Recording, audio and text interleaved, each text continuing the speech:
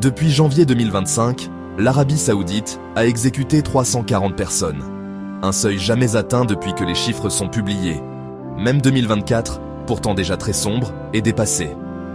La dernière annonce tombe le 15 décembre. 3 hommes exécutés à la Mecque, le lieu le plus sacré de l'islam. Les annonces se succèdent, presque chaque semaine. Communiqué sec, exécution confirmée. En 2025, plus de la moitié des condamnés sont étrangers. Des Pakistanais, des Yéménites, des Soudanais, des Bangladais.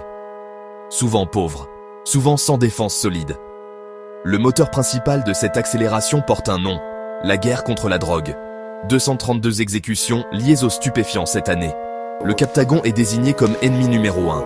Pour Riyad, c'est une menace sécuritaire.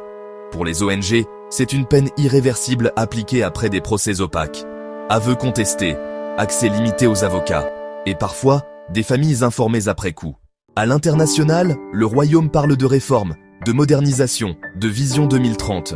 Sur le terrain judiciaire, la ligne est inverse. Application stricte de la peine capitale. Crime de sang.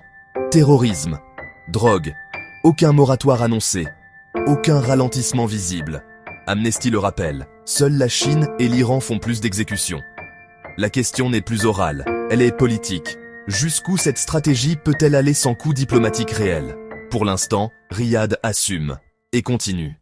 340 exécutions. Un record, une trajectoire et un silence international de plus en plus gênant. Si ce genre d'histoire t'intéresse, abonne-toi.